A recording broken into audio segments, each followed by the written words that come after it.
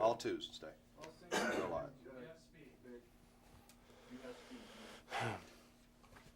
Did Little Junior kind of come out of the page, or was that a little bit of Nick Cage creation in there too? It was really in the script. I mean, it was a luxury reading the script because it was so perfectly written. I'd not read a character before like that with such strange nuances, like, you know, having trouble putting metal in his mouth and, you know, wanting to philosophize about life and stuff. And then being a brutal killer. It was a unique combination of contradictions. You know, when I think of you, I don't think of you as a menacing Hulk. Right. That's not the first thing that comes to mind. You're a regular Arnold Schwarzenegger out there lifting up humans as weights and that kind of stuff. That must have been kind of fun. It was fun. Well, there's a lot in the script to support that, especially bench pressing the girl in the club. Are you a weightlifter?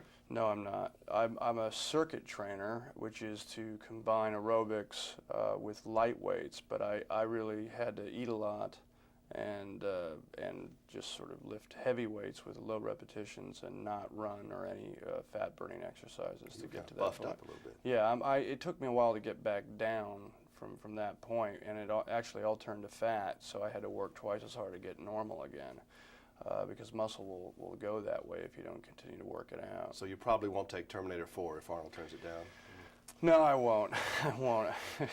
It is a different kind of role for you, this guy. I mean, it's crazy. So you've done some nutty guys before, but you haven't been this wacky in a movie in a while. Well, you know, it's true that I stuck to the script, but I do try to continue to put a bit of a absurd, almost comic slant on things whenever I do it, whether it's drama or comedy or something scary like this particular character.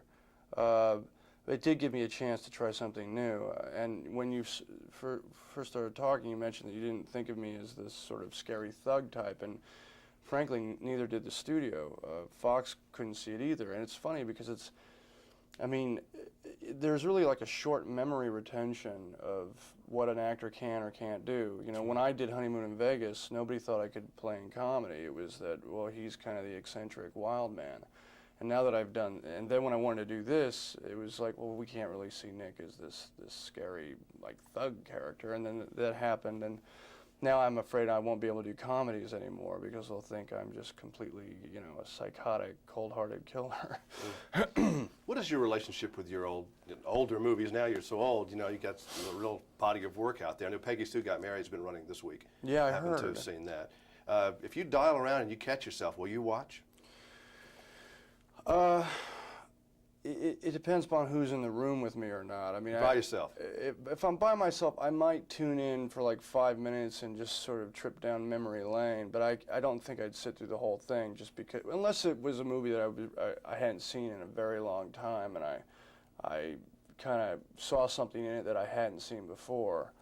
But generally speaking, I really kind of continue channel surfing. It's really kind of weird, probably, to catch yourself doing something that's 10 years ago or 5 years ago, because everybody looks different, and it just kind of gives you the spooky feeling. Almost. It is a bit spooky. It is. It's you realize you're getting older. You know, that you're changing. I just hope I don't turn the TV on one day and see myself in a movie that I don't remember making. Ooh, that's a bit of a problem. Yeah. When you first finally got some money, what was the first thing you did for yourself that was, you know, something you really wanted to do, splurge-wise? Did you buy a crazy car, or did you go buy a stereo, or what'd you do?